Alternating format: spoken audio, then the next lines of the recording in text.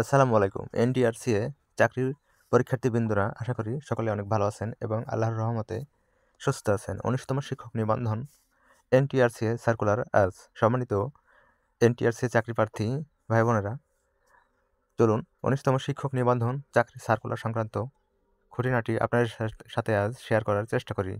আপনারা মনোযোগ সহকারে ভিডিওটা দেখবেন, তা না হলে অনেক কিছু মিস করে যাবেন।